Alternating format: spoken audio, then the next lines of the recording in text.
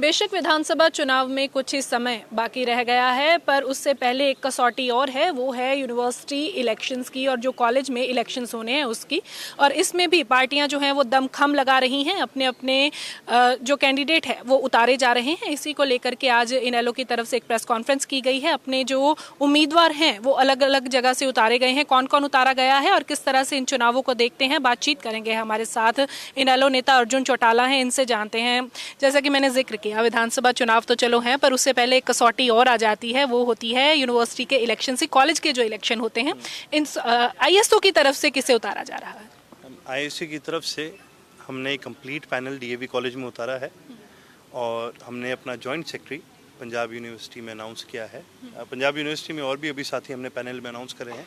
DAV में हमने complete panel उतारा है और बड़े लायक बच्चे हैं। और आपको सुन के बड़ी हैरानी होगी, पहली बार किसी राजनीतिक संगठन ने, स्टूडेंट्स के राजनीतिक संगठन ने हिमाचल के स्टूडेंट को एज अ प्रेसिडेंट अनाउंस करने का काम करा है। हालांकि हिमाचल के स्टूडेंट्स लगभग 30% पॉपुलेशन है, 1/3 पॉपुलेशन उनकी है, लेकिन कहीं ना कहीं आउट ऑफ स्टेट होने की वजह से कोई भी राजनीतिक संगठन ने कभी उनको इम्पोर्टेंस नहीं देने का काम करा।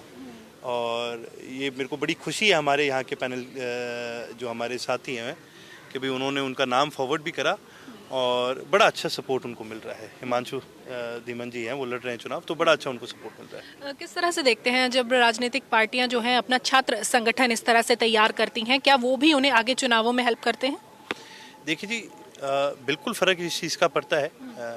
छात्र संगठन और राजनीतिक संगठन जब साथ साथ चलते हैं तो प्रदेश के आम चुनावों पे बहुत बड़ा असर देखने को मिलता है। लेकिन एट द सेम टाइम मैं तो ये कहूँगा कि ज़्यादातर जो राजनीतिक संगठन है उन्होंने केवल अपने छात्र संगठनों से फ़ायदा लिया है, कभी उनको तवज्जो देने का काम नहीं करा। आईएनएलडी एक ऐसा संगठन है जिसने अपने मैनिफेस्टो के अंदर भी हमने आने वाले युवाओं के रोज़गार के लिए जो भी हमने कोई पॉलिसीज़ वगैरह बनाने का ऐलान करना है, उसके अंदर हमारे छात्र संगठन के जो साथी हैं उनका एक बहुत बड़ा योगदान है। तो छात्र, आपको लगता है कि जिस तरह से चुनाव होने हैं आगे, छात्र संघ के चुनाव रहने वाले हैं, तो इनका जो असर है वो साथ के साथ आपके इलेक्शंस जो होते हैं विधानसभा उसके ऊपर पड़ता है?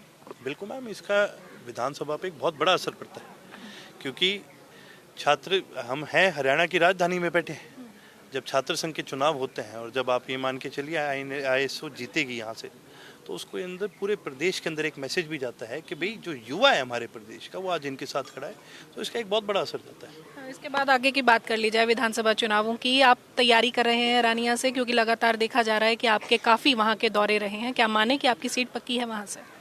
देखिए जी, फैसला, ये तैयारी तो पार्टी का आदेश है, उस हिसाब से हम कर रहे हैं और जीतना ना जीतना रानिया की जनता का फैसला है। लेकिन मैं एक चीज़ ज़रूर कहूँगा कि मुझे बहुत प्रेम और प्यार मिला और जब भी जाता हूँ रानिया, बहुत ही ज़्यादा प्रेम और प्यार मेरे बुज़ुर्गों का, युवाओं का बड़ा साथ देखने को मिलता है। तो प्रेम प्यार तो बहुत है, पर साथ ही साथ तैयारी भी पूरी तरह से चल रही है और जैसे भी पार्टी का आदेश होगा उस हिसाब से मैं आगे बढ़ूँगा। उचाना सीट के बारे में आपके क्या विचार हैं? वहाँ से दुष्यंत चौटाला और ब्रिजेंद्र सिंह जो हैं वो दावा ठोक रहे हैं, इनेलो की तरफ से किसे भेजा जाएगा?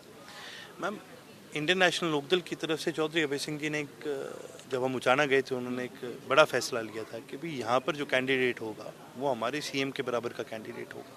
उन्होंने खुल करके खुले मंच से ये बात कही है और मैं आपको इतना कह सकता हूँ, मैं सारे पत्ते तो अभी नहीं खिलूँगा, लेकिन मैं इतना ज़रूर कहूँगा कि उचाना के अंदर आपको बहुत बड़े राजनीतिक फेरबदल देखने को मिलेंगे। एक टिप्पणी आपकी जेजे के ऊपर भी लेना चाहेंगे कि जेजेपी की स्थिति किस तरह से देखते हैं? पिछले एक हफ्ते में तकरीबन 6 जो लोग हैं उन्हें छोड़कर चले गए हैं, इस्तीफे हो गए हैं।